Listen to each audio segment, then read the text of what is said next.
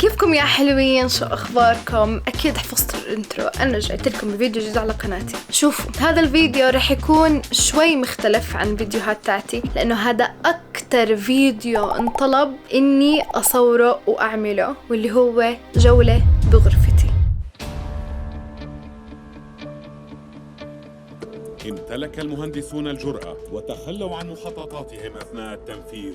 لم يبنى شيء بهذا الارتفاع في أي مكان في العالم. الطريقة الوحيدة لمعرفة كيف أصبح هذا البناء حقيقياً هي بتفكيكه لأجزاء والكشف عن أسراره الهندسية الخفية.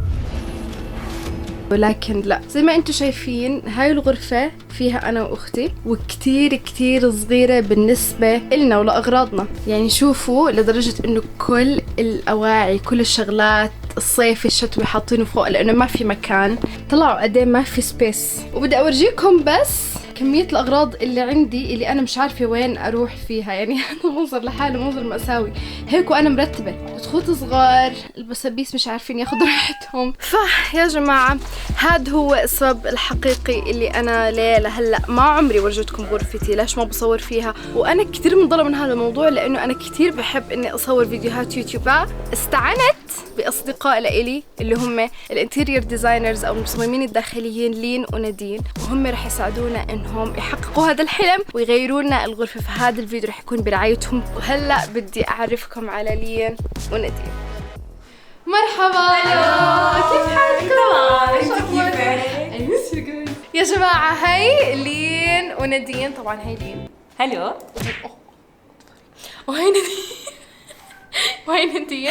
هلو. طبعا هم يا جماعة دول سفاحين شاطرين كتير. يعني حنصدم كتير مليون. تعالوا لازم اشارككم كل شيء بيصير. يلا تعالوا نشوف يا جماعه. شفتوا غرفتي قد ايه كانت صغيره؟ اطلعوا يعني هذا ال 3 دي قد ايه مبين فيه سبيس. 2 دي هذا بلان. كتير بتعرفوا انا يعني تخصصي انتيريور ديزاين، ففيش داعي اصلا اشرح يعني. اوه ماي جاد. خرائط بتفوت. عملنا لك ستورج تحت التخت، عملنا ستورج هون، قاعدة.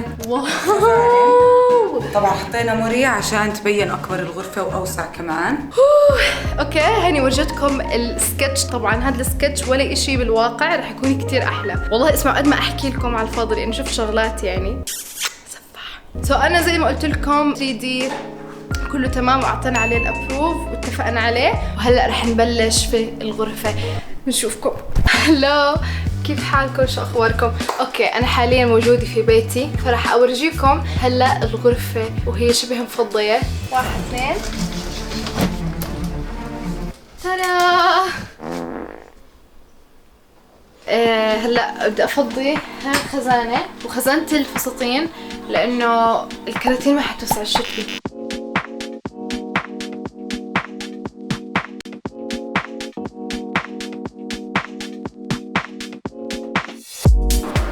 وهي اخذ قطعه من الخزانه اللي فوق.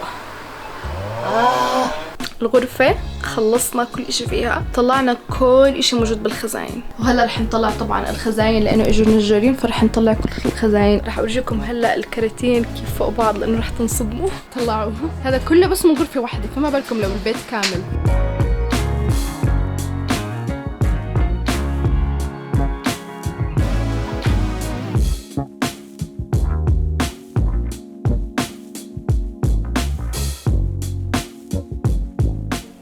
جاهزين تشوفوا الغرفة كيف وهي فاضية؟ 1 2 ترى.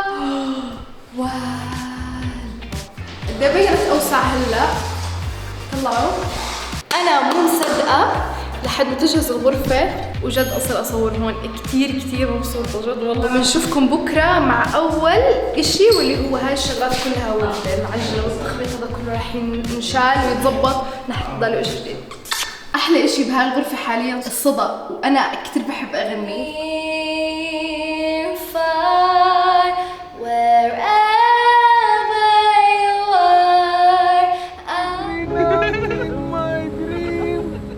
انا وندين هاي رايحين هلا نجيب البلاط والاكسسوارات والفرشات. برادي وصلنا على اول محل. هذا المكان اللي رح نجيب منه الفرشات. حاطين كيف ستايل الفرشات زمان كان، اوكي زي هيك. وهون اشي اسمه تكنوجل، هيك بتحسوا انه ظهركم هيك رافع لفوق. بدنا نجرب هلا الفرشه اللي يعني عيني عليها. انا صراحه حبيت هيك من برا، هيك بتعطيك هيك شعور الراحه. نجرب. يمين ابروفد. الكترا ماتريس، وهيك فيها مليون طبقه زي ما انتم شايفين، واسمعوا خاصياتها كتير مريحه. فرشه فنادق يعني زي ما انتم عارفين، يعني احنا تعون فنادق مالناش. خلصنا من الفرشات وهلا رايحين على محل اسمه نور على نور، فيه بلاط، اكسسوارات، ثريات، كل اللي بدكم اياه بتلاقوه بهذا المحل. رح نختار اول شيء البلاط الباركيه. ايوه مين على الباب؟ هلا هنا الباركيه لونه هيك بني، هيك مش فاتح ولا غامق، هيك طلعوا. احلى اشي انه سهل التكنيس والشطف، وهو المطلوب. سؤال، يس غلبتكم انا ولا هلا مغلبتكم ولا لا؟ لا والله سهلة. دفنت لي انت يا ام، دفنت لي. انا مغلبتكم والله اني مسكينه. نراكم هلا بالطابق الثاني. طلعوا يا جماعه. هلا رح نختار الشاندلير. طلعوا هدول زي الكواكب، ما احلاهم هدول. عادي نجيب هدول لين؟ لا اوكي. انا بعشق هاي الاماكن فيها كثير اضاءه، هيك مريحه للتصوير. رح نختار وحده من هدول. فهلا رح نعمل لفه سريعه ونورجيكم ايش الاشي اللي اخترناه.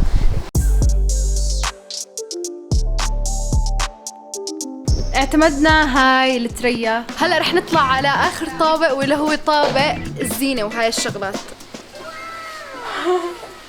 هاي عائلتنا بابا، هاي عائلتنا. شمعة جبنا لكم شغلات مش مصدقه متى اورجيكم اياهم. طبعا انا ما راح اورجيكم اياهم لحد نحط الفرش وكل شيء، لانه هدول الزينه فرح نحطهم اخر شيء. كل شيء بدكم اياه بتلاقوه هون. تجهيز البيوت وكذا يعني وقت مش خلصنا اللفه اللي بدنا اياها لليوم. نشوفكم في وقت اخر. ركبنا الباركيه. طبعا انا كنت نايمه لما ركب الباركيه فما لحقتش اصور لكم الاجواء، ولكن اللون بيصفر. الباب هذا رح يتغير زي ما قلت لكم. السبت اللي هو كمان يومين رح نبلش تركيب الغرفه، فبنورجيكم.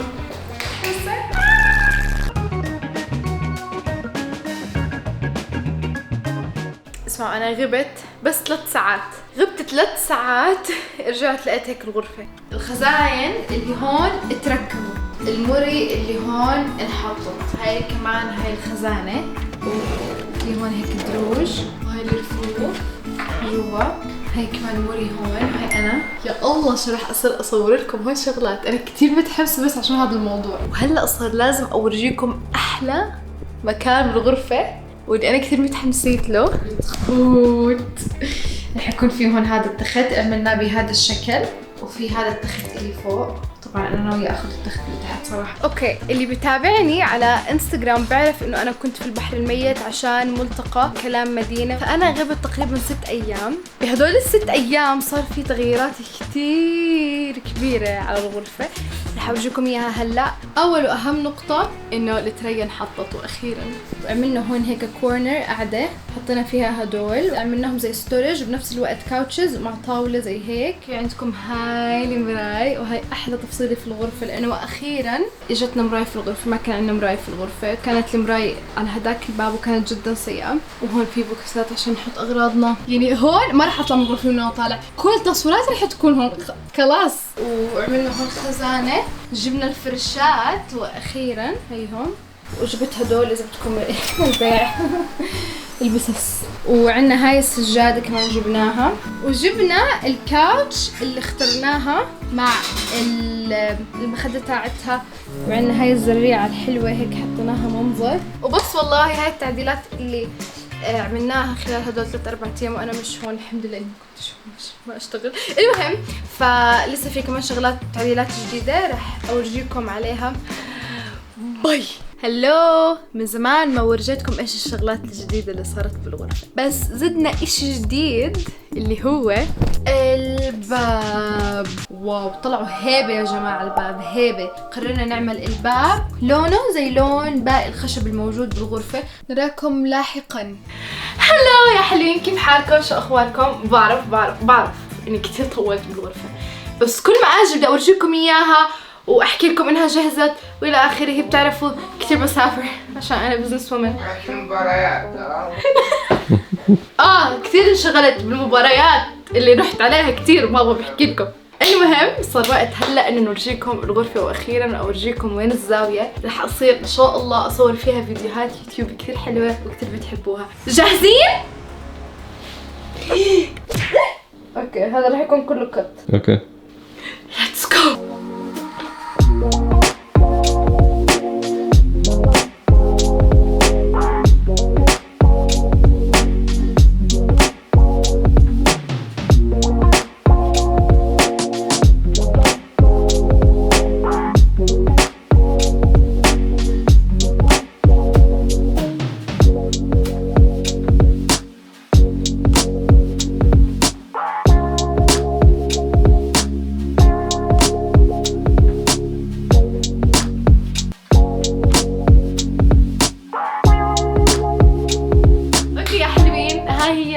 الجديدة شفتوا كيف كانت وكيف صارت، وكثير خرافية طلعت، وكثير مبسوطة بالنتيجة. وحابة أعرفكم للمرة المليون على البنتين العساسين اللي كانوا مشرفين على هاي الغرفة. بنات تعالوا.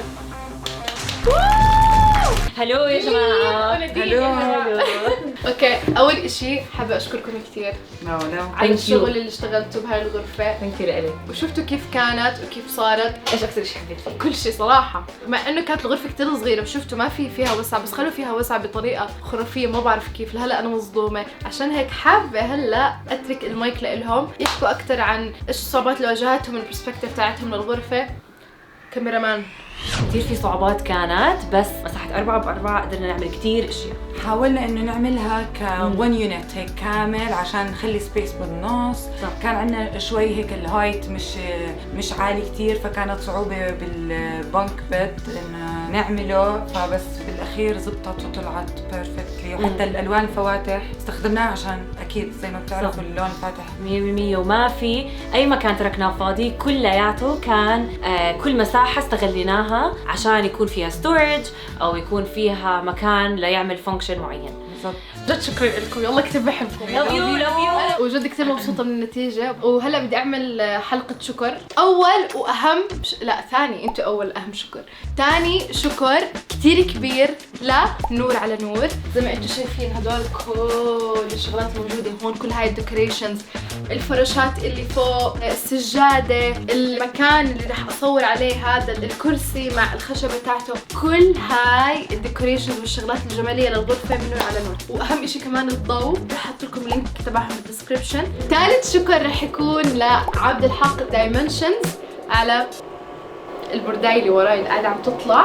هاي يا جماعة البرداية سمارت، برضه كتير في عندهم برادي مختلفة بأشكال وألوان. فجد شكرا على البرداية النور. تلاقوا كل هاي التفاصيل عندي على الستوريات على الانستغرام، فاعملوا لي فولو. والشكر الرابع لفرشات إلكترا على الفرشات اللي بيجننوا يا جماعة. طلعوا سامعين هذا الصوت؟ فجد شكرا كثير على كل اشي يا جماعة، لانه بسببكم اكيد قدرت اعمل هذا التغيير. وهيني بالاخر ورجيتكم جولة في غرفتي. رح تلاقوا كل اكونتاتهم وكل حدا حكينا اسمه بالدسكربشن. اذا بدكم اي اشي اكتبوا لي في الكومنتس، وبشوفكم على الفيديو الجاي.